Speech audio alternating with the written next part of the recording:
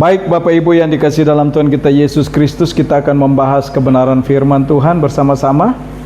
Topik dan tema besar kita bulan ini, hidup dalam tuntunan Roh Kudus. Sebelum kita membahas kebenaran firman Tuhan, dipimpin bukan dipaksa, sebagai tema hari ini, mari kita minta pimpinan dan penyertaan Tuhan supaya setiap kita diberikan rema sesuai dengan apa yang kita butuhkan. Kita satu dalam doa.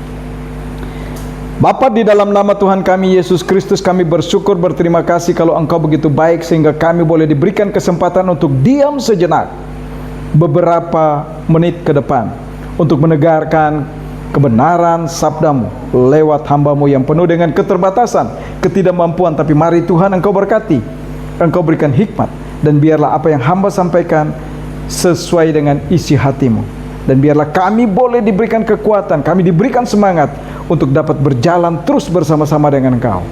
Terima kasih Tuhan Yesus, Engkau berkati kami. Dan biarlah kehendak-Mu yang jadi Bapa, jangan kehendak kami.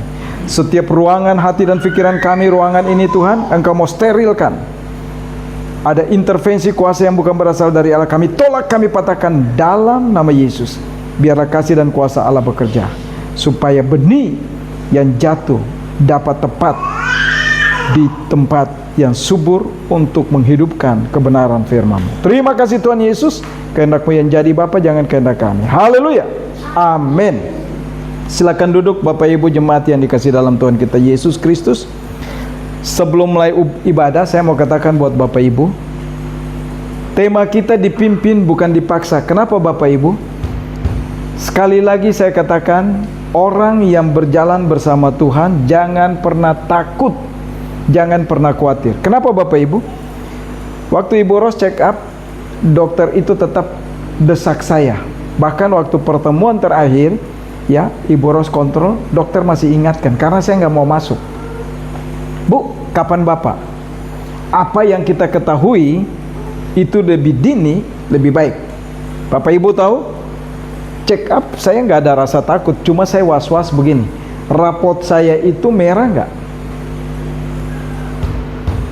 Karena apa Bapak Ibu? Saya punya komorbid, gula darah, ya, diabetes meletus tipe 2. Anak 500 itu dengan pola makan bisa turun. Tapi ingat Bapak Ibu, tanpa di maintenance dengan yang lain, saya stroke. Stroke bukan karena darah tinggi, bukan karena kolesterol, tapi karena faktor gula darah.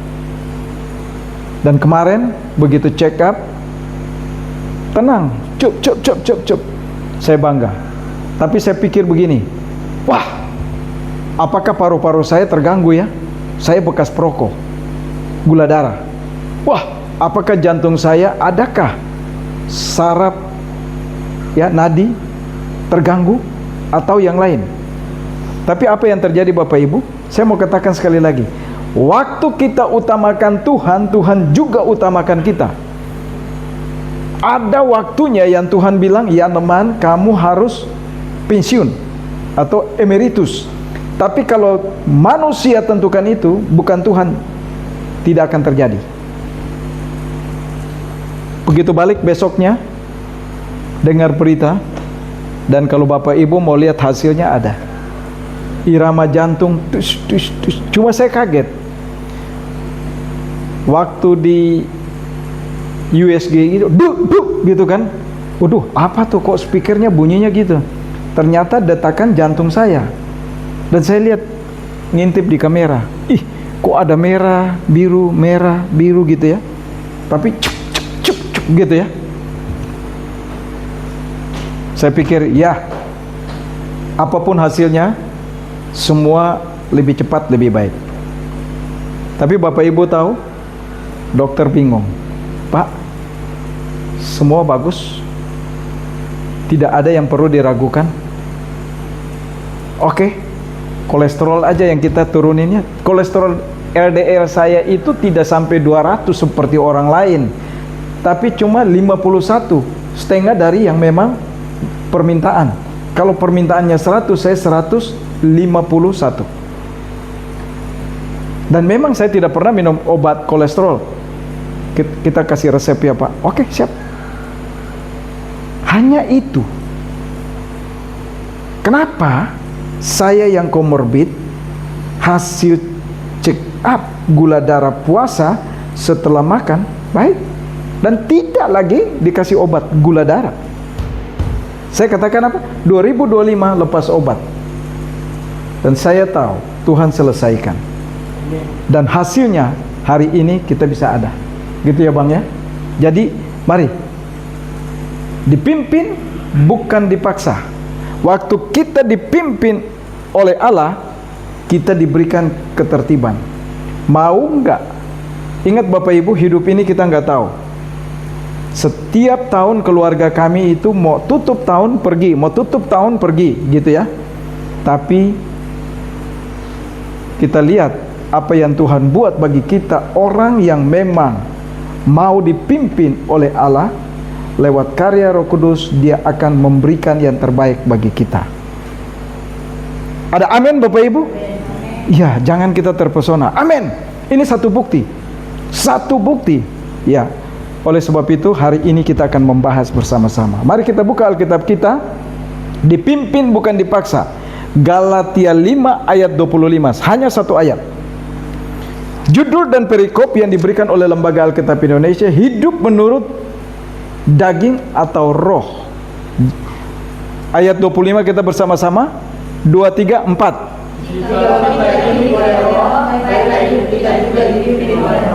Baik, saya baca sekali lagi. Jikalau kita hidup oleh roh, baiklah hidup kita juga dipimpin oleh roh. Luar biasa Bapak Ibu. Puji nama Tuhan. Tapi saya akan menyapa Bapak Ibu biar kita lebih luar biasa ya, diurapi Tuhan. Shalom. Puji nama Tuhan, hari ini kita bersyukur kalau kita ada sebagaimana adanya kita, karena kita tahu ada hari ini dengan besok bukan hebatnya kita, karena anugerah. Tapi kalau kita tidak hidup karena anugerah, bisa malam ini kita nggak ketemu lagi. Ini yang perlu kita ketahui. Dipimpin bukan dipaksa. Bapak Ibu jemaat yang dikasihi dalam Tuhan kita Yesus Kristus, di kesempatan kali ini kita akan melihat dari kebenaran firman Tuhan, Galatia 5 ayat 25 ini, beberapa hal ya. Jikalau kita hidup oleh roh, baiklah hidup kita juga dipimpin oleh roh, gitu ya. Latar belakang dari penulisan surat Galatia ini yang ditulis oleh Paulus kepada jemaat-jemaat di Galatia yang sedang mengalami kebingungan rohani, karena ada orang-orang yang mengajarkan bahwa keselamatan tidak cukup hanya oleh kasih karunia. Coba tuh, tapi harus hidup lewat hukum Taurat. Mana mungkin kalau sekarang ini kita hidup lewat hukum Taurat ya. Mata kita masih senang jajan gitu ya, masih senang ke mall, masih senang lihat makanan yang enak, masih senang ya, lihat yang indah-indah gitu ya. Sedangkan hukum Taurat, kalau mata berbuat dosa, mata dicungkel. Bisa Bapak Ibu. Kalau orang yang kesenggol, orang hamil dan jatuh, ada terjadi hukumannya maut, dibunuh juga, dirajam. Mana mungkin kita bisa? Gak mungkin. Ini yang membuat jemaat di Galatia bingung, karena ajaran kok tidak cukup kasih karunia. Tapi kalau Bapak Ibu tanya saya, bagaimana menurut Pak Yaneman? Saya cukup sekali. Waktu kita terima Yesus, kita memiliki keselamatan. Tinggal sekarang bagaimana kita menjalankan keselamatan itu. Mau jadi berkat buat orang lain, atau hidup kita menghujat Tuhan. Ya, orang lain akan melihat begini, waduh, itu pendeta Yaneman katanya pendeta, tapi kok begitu ya, gitu. Tapi kalau kita hidup mengikuti apa yang Tuhan inginkan, wah, orang lihat kita aja senang. Apa yang kita buat, mereka bisa menikmati dengan tidak pernah bosan. Payan, ayo buat dulu minuman spesial. Waduh, dia nggak tahu. Akibatnya banyak orang percaya mulai hidup dalam tekanan agama. Karena apa? Ya, kalau kamu sudah memiliki keselamatan, ya kamu juga harus ikut hukum yang sudah ditentukan oleh Allah. Hei, hukum itu hanya ditentukan oleh Allah bagi bangsa Israel. Kalau mereka yang saat ini sudah percaya bahwa Yesus adalah Mesias, mereka tidak perlu lagi mengikuti hukum Taurat. Tapi kalau belum, dan mereka belum menjadi Kristen, orang percaya kepada Yesus, harus lakukan itu. Dan sampai kapan mereka bisa? Kalau mereka membunuh, ya harus dibunuh juga.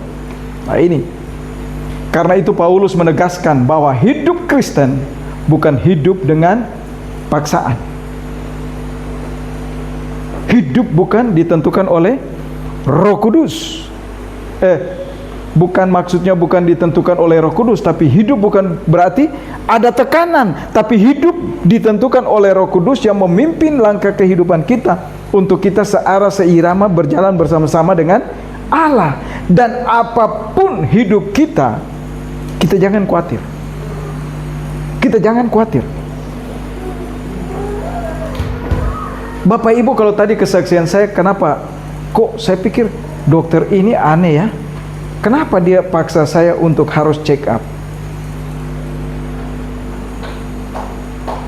Satu, dia tujuannya gini, Pak, kalau Ibu kontrol di sini, ya Bapak juga lah, biar sekalian jalan gitu ya. Terus Ibu Ros ini dengan entengnya, iya Pak, kami kontrol habis itu kan kami bisa kuliner, makan-makan kan di Jakarta nih makanan enak-enak. Dia senyum-senyum. Tapi kenapa? Inilah sesuatu kesempatan yang indah. Kita harus ada di tempat yang benar dan tepat waktu kita dipimpin oleh Roh Kudus, mau atau tidak. Enak aja. Kenapa mesti pindah-pindah? Kenapa mesti? Tapi saya mau katakan Bapak Ibu, di rumah sakit itu canggih. Bapak Ibu tahu waktu ambil darah itu jarumnya kecil seperti apa? Enggak, semut juga enggak. Tas gitu ya. 3 am udah keluar. Saya bilang kenapa di tempat lain mesti gitu. Aduh, lihat jarumnya aja mengerikan. Dan saya paling takut jarum. Terus saya katakan, iya, saya mau donor darah, tapi kenapa udah nggak bisa? Udah usia 60 Pak. Oleh sebab itu mari, tolong kita yang masih aktif donor darah, supaya darah yang ada bisa berputar. Waktu keluar itu hanya 15 menit, darah kita kembali terpenuhi. Dulu takut, begitu berani udah nggak bisa. Oleh sebab itu Bapak Ibu, dalam Galatia 5, Paulus membandingkan hidup menurut daging dan hidup menurut roh. Dan ayat 25 menjadi puncak atau ayat kunci penegaskan itu. Kalau kita hidup oleh roh, maka hidup kita juga harus dipimpin oleh roh. Dalam bahasa asli dipimpin adalah skoit kohomen, ya gitu ya. Skoit kohomen, yang artinya berjalan seirama. Jadi kalau berjalan, pimpinan kita jalannya ke sana, ya kita jalan. Sama seperti kita belajar baris membaris. Waktu langkah tegap, maju, jalan.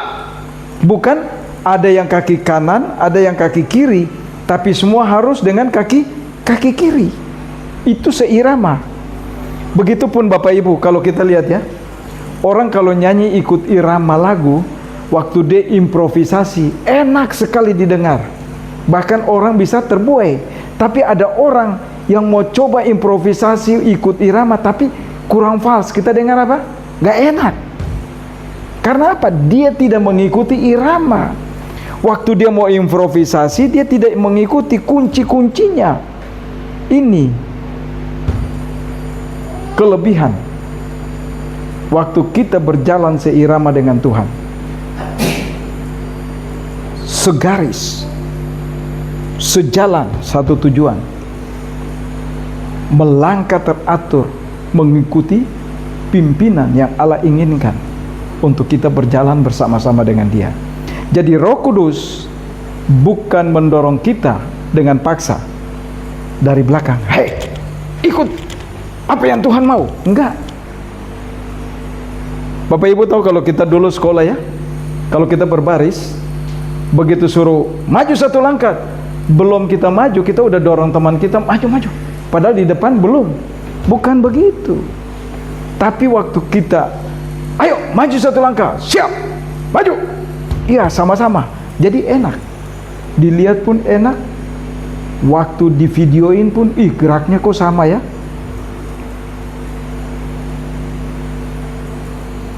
Ingat Bapak Ibu, bahwa Roh Kudus bukan mendorong, tapi Dia ada di depan. Mau nggak kita berjalan bersama Dia? Tuntunannya mana? Garisnya seperti apa? Buah roh. Ada kasih, ada sukacita, ada damai sejahtera, ada pengampunan, ada kelemah lembutan. Udah, kita jalan aja, lakukan. Jadi kalau Bapak Ibu katakan begini, minggu itu enak kalau saya bisa tidur lagi, nanti bangun siang, boleh, gak apa-apa, Tuhan gak larang. Tapi berarti hidup kita ingin mengatur hidup kita tidak seirama dengan apa yang Tuhan mau. Bapak Ibu kalau tanya, kami itu kalau berangkat ke Jakarta tuh pagi jam 3 udah jalan, karena macet. Si Keset kantornya dekat, setelah lepas tol ini udah kantor. Tapi kalau macet itu bisa 2 jam, belum masuk ke kota, gitu ya. Jadi kalau kami bangun, kami udah terbiasa. Dan itulah irama hidup kami. Waktu mulai bertobat, Tuhan arahkan, bangun pagi-pagi, cari dulu. Kami bangun pagi-pagi, cari dulu hadirat Allah. Bapak Ibu jemaat yang dikasih dalam Tuhan kita Yesus Kristus, banyak orang Kristen hidup seperti budak rohani, roh agamawi yang mengikuti. Karena apa? Ya udah, ini hari-hari Minggu ya, ada PA, ya udah, ya suruh baca Alkitab, ya udah kita baca, ya udah kita dengar kalau ada apa, Zoom dan sebagainya. Bukan itu roh agamawi. Datang ibadah karena takut, jangan sampai Tuhan nanti tegur. Melayani karena tertekan. Waduh, kalau saya nggak melayani berarti saya ini jauh dari Tuhan. Berdoa karena merasa bersalah. Tuhan ampuni hari ini, tapi besok saya buat lagi. Itu berarti tidak seirama. Membaca Alkitab hanya supaya tidak dihukum Tuhan. Mari kita robah konsep ini. Robah konsep kehidupan kita, berjalan selaras dengan Tuhan. Karena pahala kekristenan bukan hubungan antara majikan dan robot. Ya teman ke kiri, ya teman ke kanan. Jangan berbuat dosa. Enggak, kita bukan robot. Tapi Allah menciptakan manusia dengan hak bebas. Mau ke kiri, mau ke kanan, silakan. Tetapi harus seirama dengan apa yang Tuhan kehendaki.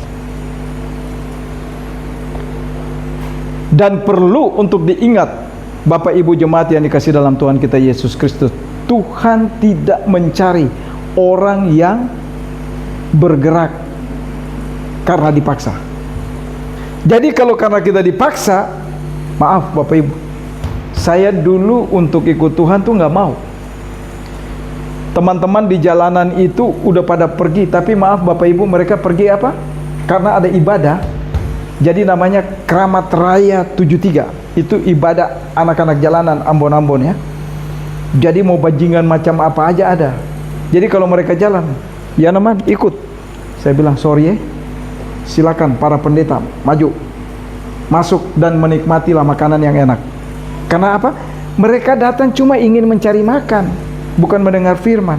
Saya tidak pernah ikut irama mereka, sekalipun saya nakal. Tapi begitu Tuhan jamah, mereka yang tadinya seperti seirama berubah. Ada yang bunuh orang, ada yang masuk lagi, ada yang begini, ada yang begono. Akhirnya kalau mereka lihat saya, pada saat mereka punya minuman, mereka buang. Saya bilang, kenapa buang? Itu mahal loh. Jangan takut sama manusia, tapi takutlah sama Tuhan, gitu ya. Kenapa? Kita harus seirama, berbeda. Jangan memaksakan diri. Waktu kita memaksakan diri untuk ikut gerak Tuhan, kita akan payah. Kenapa? Tertekan. Kita akan frustrasi, kita akan stres, kita akan depresi. Karena apa? Wah, begini. Bapak Ibu coba tanya anak-anak saya, apakah saya ajar mereka dari kecil, harus baca Alkitab ya, 1 pasal baru makan? No. Tapi tugas saya berdoa buat mereka supaya mereka berjalan seirama dengan Tuhan. Dan saya mau tanya, Keset, kamu udah berapa kali baca Alkitab selesai?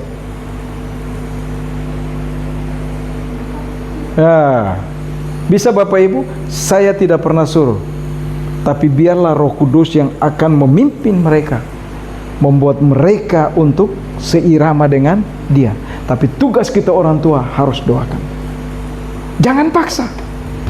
Tuhan tidak mau paksa memaksa, tetapi Tuhan mencari mereka yang mau dipimpin olehnya, bukan dipaksa. Ada perbedaan besar antara dipaksa oleh tekanan dan dipimpin oleh kasih. Bapak Ibu, Yesus datang bukan dengan rotan buat kita, tapi karena begitu besar kasih Allah akan dunia ini, sehingga Ia mengaruniakan anaknya yang tunggal, supaya setiap orang yang percaya kepadanya tidak binasa. Coba, itu karena kasih doang. Bukan, kamu harus lakukan hukum pertama, hukum kedua, hukum ketiga, hukum keempat, 10 hukum baru masuk surga. Tidak. Tapi waktu kita percaya kepada Dia, kasih itu melingkupi kita. Dan kasih itu tidak akan meninggalkan kita kalau kita masih tetap seirama. Tapi waktu kita merontak untuk keluar dari kasih itu, silakan. Karena ingat, Tuhan ciptakan kita bukan robot, tapi Tuhan ciptakan kita dengan hak bebas. Oleh karena itu Bapak Ibu yang dikasih oleh Tuhan kita Yesus Kristus, orang yang dipaksa akan cepat lelah dan capek. Tetapi orang yang dipimpin oleh Roh Kudus akan tetap berjalan sekalipun dalam lembah kehidupan yang menimpa mereka, tekanan, kecapean, ya, beban-beban pergumulan hidup, tapi akan datang kepada Tuhan dan berjalan bersama-sama dengan Dia. Bapak Ibu, kita boleh capek, kita boleh lelah. Kemarin capek, lelah, tapi saya bilang, Ibu Ros, ada tugas yang belum selesai. Oke, kita lakukan. Sekali dayung bisa 2-3 pulau kita hadapi. Ya, ayo kita lakukan. Lakukan. Untuk apa? Untuk sama-sama bisa menikmati apa yang Tuhan berikan sebagai anugerah, kasih karunia-Nya dalam hidup kita bagi orang lain. Oleh sebab itu Bapak Ibu, di kesempatan kali ini, hal yang pertama yang perlu kita perhatikan dari Galatia 5 ayat 25, hidup oleh Roh adalah identitas, bukan sekedar aktivitas. Identitas bukan aktivitas, tapi identitas kita hidup oleh Roh. Bapak Ibu, bukan berarti saya menyuruh Bapak Ibu untuk berhenti merokok, tapi Bapak Ibu tahu, saya ini perokok aktif, maka itu waktu kemarin torak, tarik nafas Pak, yang dalam, tahan, lepaskan Pak, selesai. Saya bilang, sus, udah selesai, udah Pak, keluar. Duh, cepat amat. Itulah karena kecanggihan. Bapak Ibu tahu, itu begitu ditunjuk paru-paru saya, puji Tuhan, Pak, Bapak bersih dari TBC. Pak, Bapak tidak ada apa-apa. Wah, saya perokok berat dulu. Oh, mantap. Kalau Bapak ada sesuatu, berarti ada bercak-bercak putih dalam paru-paru. Bapak Ibu tahu kenapa perlu cek torak? Indonesia ini bukan berarti negara aman. Asia itu adalah negara yang penuh dengan lembab, yang mudah orang terjangkit penyakit paru-paru. Jadi bukan juga kita keluar rumah pakai masker terus, nggak usah takut.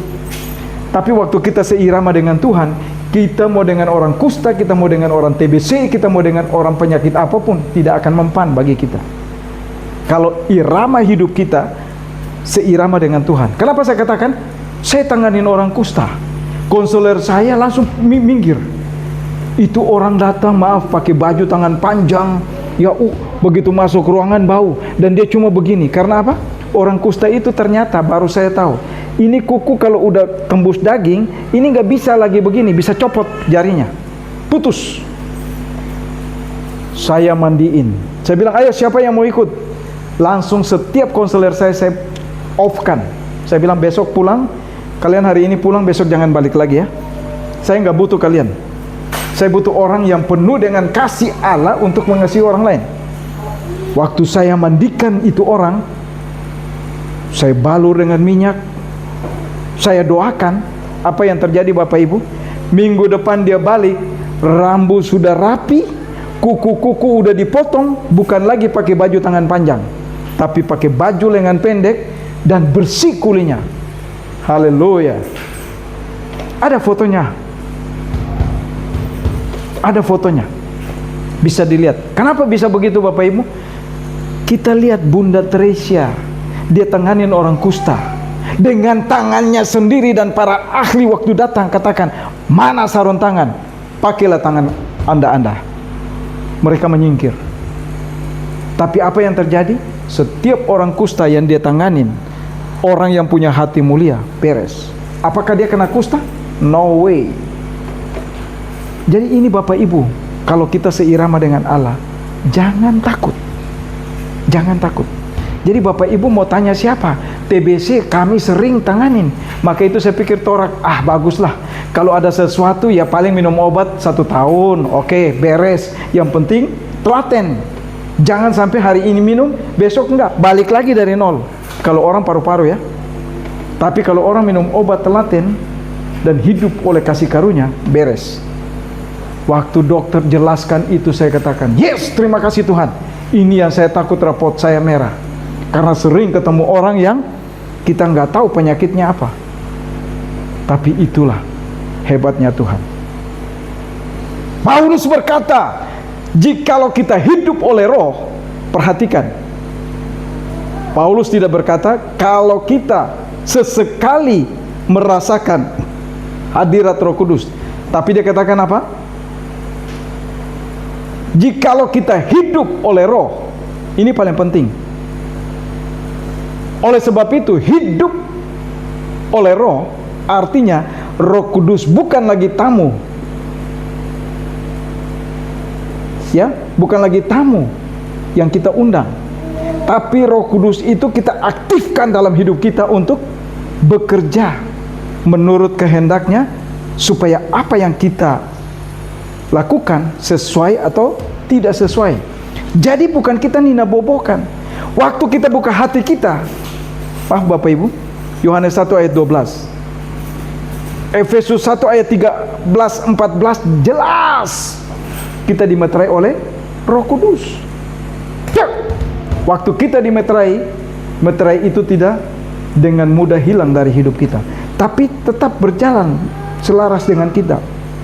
Mau nggak kita aktifkan dia atau kita ninabobokan? Kalau kita berjalan searas, berarti kita aktifkan Roh Kudus, dan Roh Kudus itu akan menuntun kita. Bapak Ibu jangan takut. Mau di tempat yang macam apapun buruk, mau minum racun apapun, tidak akan mati.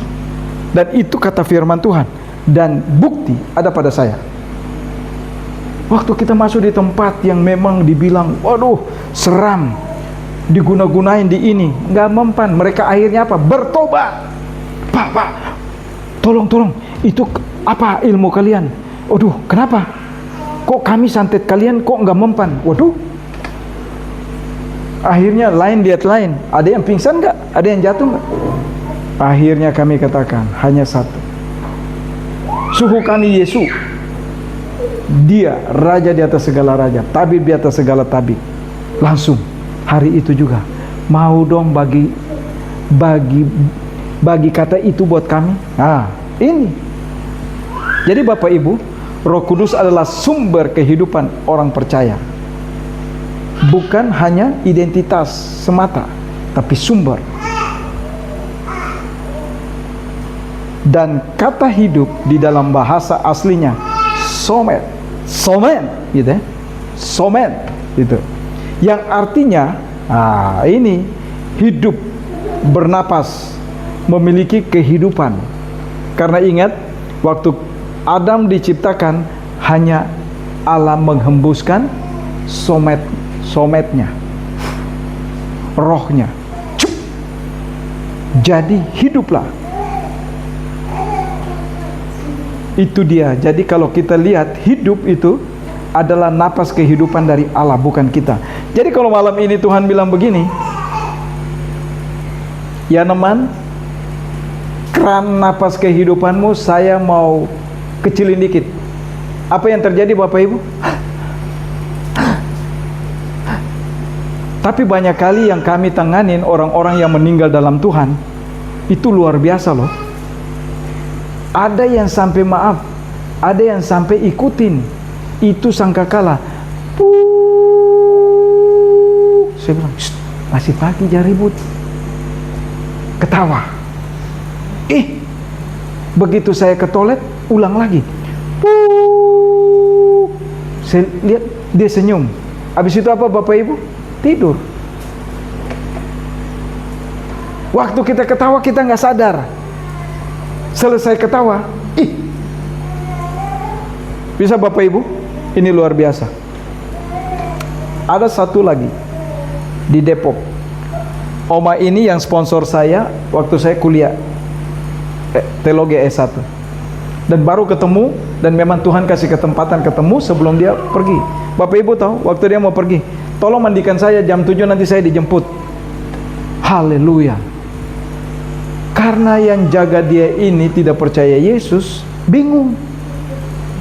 Oma jangan bikin takut. Ayo, kasih makan dulu saya mau mandi. Saya mau siap-siap, saya udah dijemput tuh. Masa sih Oma? Karena apa? Waktu dia berjalan searah dengan pimpinan Tuhan, dia merasakan. Dan waktu anaknya katakan, Mami kok begitu sih? Iya, udah waktunya, Mami mau pergi. Kalian jangan takut ya, jangan ragu, karena enak di tempat itu. Dan apa yang terjadi? Selesai dia mandi, tak tepat jam 7, pergi. Dilihat, iya itu banyak di depan udah tunggu saya. Itu. Tapi kalau kamu percaya, kamu bisa lihat. Sama seperti Nabi waktu mengalami tekanan, ya, dia lihat berlaksa-laksa, siap pasukan datang membantu dia. Tapi budaknya nggak lihat. Waktu dia berdoa, budaknya lihat, waduh, kegirangan. Padahal dia mengalami ketakutan. Artinya kehidupan rohani kita berasal dari Roh Kudus, bukan kehendak kita. Karena tanpa Roh Kudus, ya, pelayanan hanya rutinitas, ibadah hanya acara saja, dan nyanyian hanya musik. Seperti kita di tempat dugem, ya, seperti kita di rumah mau berkaraoke, serta khotbah hanya pidato biasa saja. Tapi kalau kita dipimpin Roh Kudus, waktu kita dengar, kita catat, gitu ya. Ingat Bapak Ibu, Roh Kudus memenuhi kehidupan kita. Jika kita dipimpin oleh Roh Kudus, maka orang tersebut adalah kehidupan yang berasal dari Allah, yang bekerja di dalam dirinya. Waktu kita dipimpin Roh Allah, ya, waktu kita menerima Allah, sebenarnya kita anak Allah. Tinggal sekarang kita mau dipimpin oleh Dia atau tidak. Waktu kita dipimpin oleh Dia, berarti kita menjadi anak yang penurut. Waktu anak yang penurut dalam keluarga, pasti anak itu diperhatikan apa yang menjadi kebutuhannya. Nah, sama seperti kita dengan Allah. Waktu kita selaras dengan Dia, berjalan bersama dengan Dia, kita taat, jangan takut. Semua kita akan tinggalkan dunia ini, tapi ada waktunya kalau memang Tuhan yang menentukan. Kalau belum, ya jangan. Oleh sebab itu Bapak Ibu, dalam perjanjian lama, konsep ini sebenarnya sudah dinubuatkan. Karena bahasa Ibrani, ruah, yang artinya nafas angin roh, hembusan nafas Allah kepada manusia, terbentuklah Adam menjadi manusia yang hidup. Ketika Allah menciptakan Adam, Adam tidak tahu apa-apa, tapi dari debu tanah. Waktu dihembuskan, bahkan di kitab-kitab lain Allah membentuk burung-burungan Yesus, dan dia hembuskan napasnya, jadilah burung yang benar. Jadi dari awal Alkitab mengatakan bahwa manusia memang dirancanakan untuk hidup dan dipimpin oleh Allah. Jadi berjalan bersama dengan Allah, bukan berjalan semau kita. Bukan. Tapi Allah inginkan untuk berjalan bersama Dia. Masalahnya, ini seringkali kita mau supaya Roh Kudus memberi kuasa, tetapi kita tidak mau Roh Kudus menguasai hidup kita. Ya Roh Kudus, berikan dong kesembuhan bagi saya. Tuhan berikan kesembuhan, kirim rohmu sukacita. Tapi kita nggak mau dipimpin oleh Roh Kudus. Kita mau mengatur Allah. Kita mau supaya atribut Allah ada pada kita. Kita mau Allah aktif, tapi kita tidak siap. Ini bahaya. Kita mau mujizat, tapi kita nggak mau dipimpin. Begitu Tuhan kerjakan kesembuhan, ya lupa lagi. Hidup seperti manusia yang tidak mengenal Tuhan kembali. Nah, ini bahaya. Ini bahaya Bapak Ibu. Ingat, mau mujizat tetapi menolak pimpinannya, itu sangat buruk. Dan waktu kembalinya roh jahat kepada kita, menyerang kita, sakit penyakit apapun itu bisa 2 kali lipat. Kalau kita baca dalam Alkitab, kembalinya roh jahat. Jadi roh sakit penyakit itu dikirim oleh iblis atau kegagalan kita untuk mengurus diri kita dan tidak berjalan selaras dengan Allah. Waktu Tuhan angkat, bisa balik 2 kali lipat. Kalau yang tadi cuma miring-miring, bisa tinggal di tempat. Dan akhirnya apa? Seperti apa? Mayat hidup. Kalau orang mau mandiin kita, ya mandi.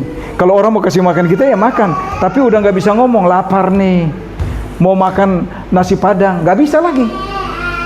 Ini bahaya Bapak Ibu. Jadi sebelum itu terjadi, mari kita menyadari bahwa hidup kita sebaiknya dipimpin oleh Allah, berjalan selaras dengan Allah. Sebagaimana ya, poin yang pertama, hidup oleh roh adalah identitas, bukan sekedar aktivitas. Ini paling penting Bapak Ibu. Bapak Ibu jemaat yang dikasih dalam Tuhan kita Yesus Kristus, hidup kekristenan bukan sekedar aktif di gereja, sibuk pelayanan, atau kelihatan rohani. Buang. Tampil apa adanya. Dengan keadaan kita, keberadaan kita, orang mengenal siapa Allah kita. Jangan kita kamuflase. Kalau memang hidup ya, kalau memang jalannya ya begitu, jalan aja. Jangan sampai. Maka itu Bapak Ibu tahu, saya tuh paling gak suka kalau istri saya udah mulai ngatur saya. Kamu pakai dong batik yang begini. Waduh, saya ini orang Ambon loh. Di Ambon itu nggak ada baju batik. Kalau di Sumatera mereka dari kecil itu mau ada hajatan, ada apa, udah pakai batik kan. Kalau kami enggak. Apa yang ada dipakai. Yang penting mengucap syukur kepada Tuhan. Jadi kalau Bapak Ibu, saya jalan-jalan aja. Cuma begitu. Aduh, ada lagi. Mari tampil apa adanya tapi seirama dengan Tuhan, bukan seirama dengan apa yang manusia mau. Kamu diam, Allah bekerja. Nah sekarang timbul pertanyaan, apakah hidup kita sungguh ya digerakkan oleh Roh Kudus? Nah ini, apakah hidup kita sungguh digerakkan oleh Roh Kudus? Ya, karena ada orang sibuk melayani tetapi hatinya kosong. Ada orang yang aktif berkhotbah tetapi diam-diam kehilangan damai sejahtera. Bahkan ada hamba Tuhan yang bunuh diri. Itu hamba Tuhan atau? Nah, ini yang perlu dipertanyakan. Wah, pandai berkhotbah tapi bunuh diri. Bagaimana coba Bapak Ibu? Kenapa ini terjadi? Karena aktivitas rohani tidak selalu berarti hidup dalam roh. Ingat itu Bapak Ibu. Aktivis rohani tidak hidup selalu oleh roh. Tapi orang yang dipimpin roh Allah itu akan diberikan hikmat, diberikan kemampuan, diberikan akal budi. Bahkan apapun yang dia alami dalam kehidupannya, kecapean pun waktu dia lakukan sesuatu buat Tuhan, ada semangat baru, ada kegerakan baru. Sebagaimana ya, kalau kita sebut mobil yang bagus, kelihatan waduh, wah indah sekali mobilnya, lampunya gitu ya, mesinnya bagus. Tapi Bapak Ibu, kalau nggak ada bensin, mobil itu bisa berjalan nggak? Jangan-jangan hanya mobil pajangan. Bapak Ibu lihat mobil antik, banyak mobil antik itu menarik-menarik. Tapi apakah berfungsi atau tidak? Kalau tidak pernah dikasih bahan bakar, minyak, tidak akan bergerak. Nah begitupun kita hidup. Jangan kita seperti robot. Tapi mari, Roh Kudus itu adalah minyak dalam hidup kita untuk memberikan api semangat baru dalam hidup kita. Demikian juga kehidupan orang percaya harus bergantung sepenuh kepada Allah dan dipimpin oleh Allah. Kita hanya kelihatan secara rohani, tetapi tidak memiliki daya dan kekuatan di dalam kehidupan kita. Ini percuma. Sekarang bagaimana dengan kita? Hari ini Tuhan tidak hanya memanggil kita menjadi orang Kristen yang percaya kepada Yesus Kristus yang aktif, tetapi Tuhan memanggil kita untuk menjadi orang percaya yang hidup oleh Roh-Nya dan berjalan searas dengan diri. Ini yang diinginkan. Karena dipimpin, bukan dipaksa. Jadi waktu kita dipimpin oleh Allah karena terpaksa, tinggalkan. Tapi waktu kita dipimpin karena pimpinan Roh Kudus dengan kasih-Nya, jalan. Mau kemanapun silakan. Bapak Ibu, sedikit sebelum masuk poin 2. Banyak orang melihat bahwa ini siapa nih Pak Yaneman? Kok bisa nih jadi panitia, ketua panitia Pasca API ya, Asosiasi Pendeta Sekota Depok. Banyak yang lihat sebelah mata dan mereka banyak yang pingin tahu jalan nggak? Tapi begitu berjalan mereka terheran-heran. Hah? Bisa begitu ya? Bahkan yang sudah memakai tempat itu berkali-kali kaget. Kok semurah itu? Kenapa Bapak Ibu? Yang biasa pakai mereka katakan, kenapa kami pakai? Cuma sewa tempatnya aja 7 juta. Waduh. Tapi kenapa? Kok ini cuma 2 juta gitu ya? Karena apa Bapak Ibu? Waktu kita berjalan dengan Tuhan, segala sesuatu kita serahkan kepada Tuhan, bukan karena hebatnya kuat gagah kita. Tuhan akan memperkenalkan, inilah orang-orang seperti ini. Dan apa yang terjadi Bapak Ibu? Orang kagum. Makanan berlimpah, minuman berlimpah. Cuma saya mau tanya dulu, abang ada bawa pulang berapa botol minuman? Wah, Ibu Rosi angkat ke belakang, akhirnya semua minuman terbang. Bahkan saya juga nggak tahu tuh ada kopi, ada apa gitu ya. Tapi saya mau katakan Bapak Ibu, semua hamba Tuhan terbelalai. Yaneman itu siapa? Karena Bapak Ibu, saya ini tidak dikenal di Depok. Dan baru kali ini mereka kenal. Bisa ya? Itu hebatnya Tuhan kalau kita berjalan bersama Tuhan. Dan poin yang kedua, Roh Kudus memimpin, bukan menindas. Ingat Bapak Ibu, kalau ada tekanan dan tindasan dalam hidup kita, mari kita keluar. Tuhan, saya salah apa nih? Kan tadi saya katakan dalam kesaksian saya, waktu saya check up, saya pikir rapot saya banyak merah. Waktu torak, periksa paru-paru, waduh, ini perlu minum obat. Tapi apa? Semua bersih. Dan saya katakan, dok, saya kan perokok aktif, masa muda. Oh, no. Ini Bapak lihat, semua bagus. Nggak ada bercak-bercak putih. Waduh. TBC nggak ada Pak. Waduh, saya bilang kita tanganin orang TBC, kita tanganin orang kusta, kita tanganin orang yang aneh-aneh, bahkan yang udah bau gitu ya, tanpa masker. Tapi itu hebat. Roh Kudus memimpin, bukan menindas. Jadi waktu dia memimpin kita, ada sukacita. Apa yang kita lakukan itu dengan sukacita, bukan karena terpaksa. Aduh, jadi hamba Tuhan memang harus begini. Oh jangan. Happy. Paulus melanjutkan, baiklah hidup kita juga dipimpin oleh Roh Kudus. Kata dipimpin dalam bahasa asli Alkitab stoik, command. Ini gambaran tentang yang berjalan mengikuti komando. Itu yang saya tadi katakan ya, pertama. Saya balik lagi perjelaskan. Jadi kalau komando di depan, langkah tegap, ayo jalan, jangan diam di tempat, atau jangan serong ke kiri, serong ke kanan, tapi langkah tegap, maju, tut, jalan, ya jalan, gitu ya. Karena apa? Dengar komando, bukan kehendak kita, bukan kita mau komando diri kita, tapi dengar komando. Artinya ada arah, ada ketaatan, ada keselarasan dalam setiap langkah hidup kita berjalan bersama Tuhan. Perhatikan, Roh Kudus ya memimpin, bukan memperbudak. Bapak Ibu, kalau kita diperbudak, maka itu waktu saya dipanggil itu masih muda. Ada usia 19 tahun lah. Zaman misterius itu tak udah bertobat ya. Tapi waktu dipanggil, ada orang katakan, kamu masih muda, kamu kenapa udah ambil keputusan melayani Tuhan? Saya bilang, ya, enjoy. Bapak Ibu tahu, pagi-pagi mesti pel, ya, mesti bikin kopi buat senior, mesti atur tempat, happy. Dan Bapak Ibu tahu, yang lebih lagi dalam hidup saya ikut aturan Tuhan. 4 hari saya berikan buat Tuhan puasa, 3 hari saya boleh makan enak.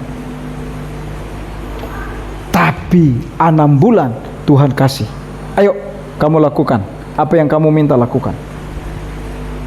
Itu satu contoh Bapak Ibu, bahwa kalau kita berjalan bersama Tuhan bukan hawa nafsu ya, keinginan daging ya, paksaan ya, sedangkan Roh Kudus memimpin dengan damai sejahtera, ada sukacita.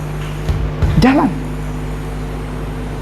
Waktu sukacita itu mengelingkupi kita lebih dari apa yang kita miliki. Duit itu sebentar.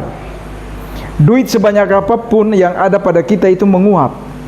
Tapi kalau sukacita damai sejahtera datang kepada kita, maaf, lebih dari segala-galanya. Pergumulan, no way, kita nggak rasakan. Karena itu ketika Roh Kudus bekerja, seringkali dia berbicara lembut. Nah, tinggal Bapak Ibu bagaimana. Jadi kemarin kami katakan buat anak kami yang memang ngurus itu ya, dan banyak yang minta diperkenalkan, tapi